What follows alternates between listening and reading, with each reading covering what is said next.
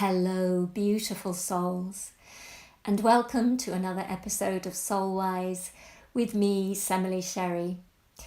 I wonder how you got through the last lunar month, the Tower month. That was the card I drew for last month, and it certainly did play out on the global stage. We saw many truths revealed in surprising and shocking ways, didn't we? It's been very interesting. Yeshua famously said, "The truth will set you free." And I understand that. First, you have to be willing to look at the truth and endure the discomfort that it often brings.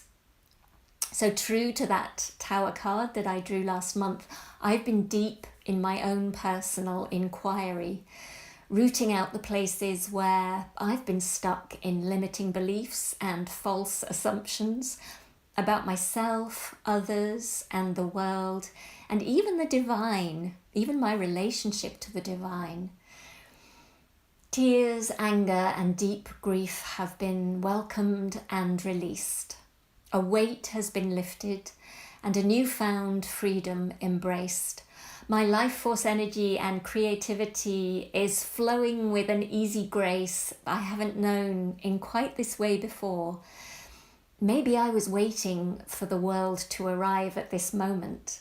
Perhaps the world has been waiting for me.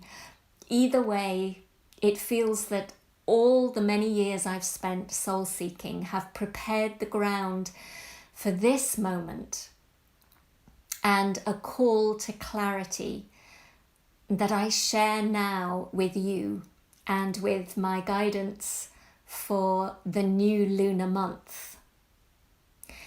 It's your time too. So here's my spiritual guidance for July and August 2025, covering the month beginning with the Leo new moon on July the 24th. That happens at 8:11 p.m. in the UK through to August the 23rd. Every new lunar month I draw one card from the Thoth Tarot to spark intuitive insight about the key energy to navigate by during the coming 4 weeks. I then take a quick look at the astrology. So let's dive in. After the high octane swirl of June and July, chaotic on the surface but flowing with deep currents of divine guidance, we arrive here at the threshold of profound change. On July the 7th, Uranus, planet of disruption, awakening and innovation, entered Gemini, the air sign of ideas, language, and swift movement. It remains here until 2033, with one brief retrograde back into Taurus. This shift sets the tone for the next decade, and the ripples begin now. Expect seismic shifts in communication, technology, transport, media, and information flow, themes ruled by Gemini. These are the systems poised to break apart and break through.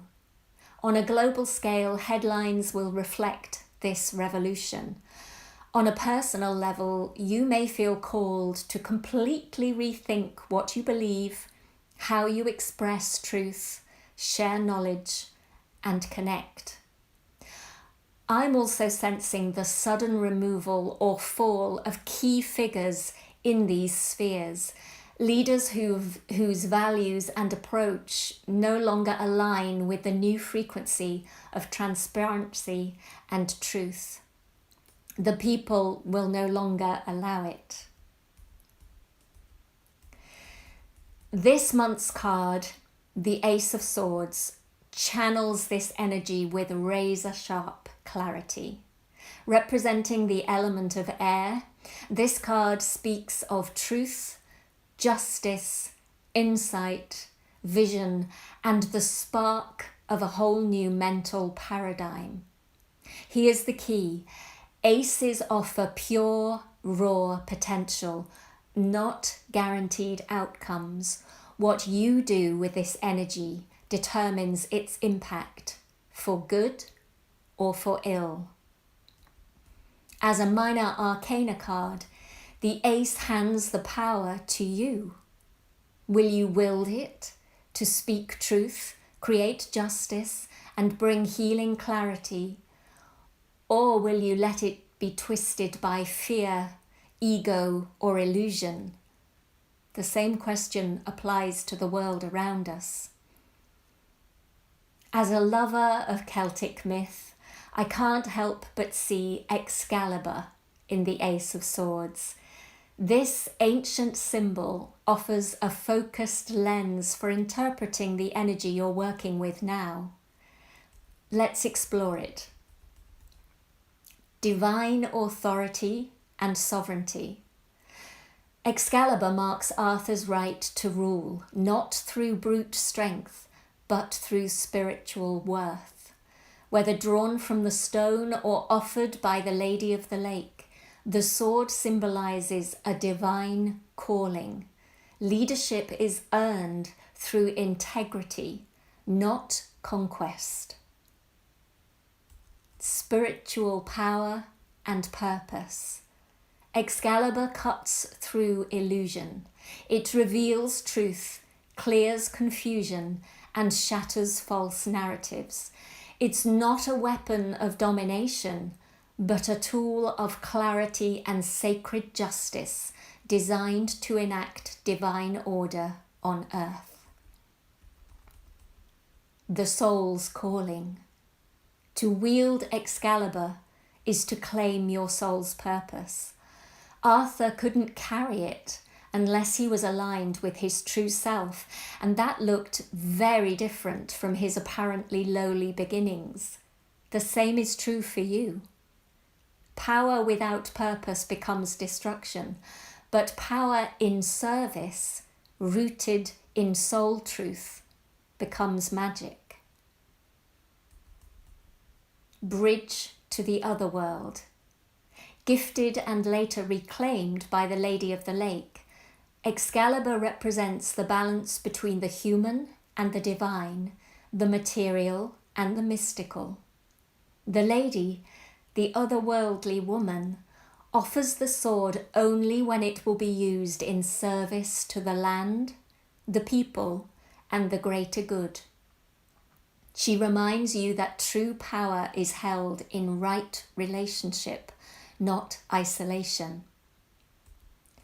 A personal response to a collective crisis. Arthur rose in an age of darkness, chaos, and collapse. Injustice ran rampant, fear ruled. But he didn't mirror the world's brokenness. He offered something better, a vision, a path of shared thriving, not just survival. That's from the old myth and legend of King Arthur, but it sounds familiar, right? We're at the close of a long, dark age. What's needed now isn't a return to or a clinging to the past. It's an evolution into something entirely new. And it starts not with a king, but with you. Your invitation this month is to pick up your own Excalibur. See yourself clearly, both shadow and light. No judgment. Breathe. Do the inner work to free yourself from fear, illusion, and victimhood. Claim the truth of who you are, a sovereign soul with the power to create. Align your will with spirit. Ask what awakens your passion now, in this moment. It may surprise you. What are you here to build, speak, write, defend in response to this moment? Ground your ideas in love. Speak them, stand for them, shape them into form. Everything begins with a thought, an idea, an inspiration. This month is the moment to choose yours consciously. The sword is held out to you. Will you grasp it? Use it to cut through the noise. Wield it with wisdom and forge something new, moment by moment, rooted in compassion, clarity, and courage. Here's a quick look at the astrology. The Leo new moon on the 24th of July announces a moment of intense change that is set to define the course of history. The shape of the future is contained in each moment of now.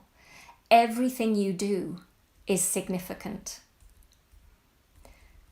Venus joins Jupiter in Cancer, a beautiful combination. It blesses with abundance any creative activities in the spheres of home, property, or caring. Make the most of any lucky breaks in the 2 weeks around the full moon in Aquarius on the 9th of August. Mars moves into Libra on the 6th of July, and it's time to get moving. The power is with those who are willing to innovate bravely in a challenging new setting. With Uranus sextile Neptune and Saturn in Aries from the 12th of August, adaptation is vital, no matter how strange it all may look. We're being encouraged to embrace different ideals and spiritual disciplines.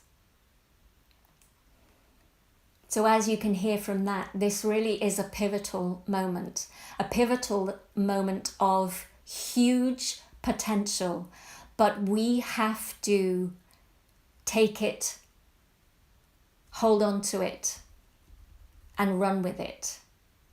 Nothing will happen, nothing can happen without us being the vessel to hold that energy and being the enactors of that energy in the world. It's time. It's your time. It's time for the world to enter a completely new era.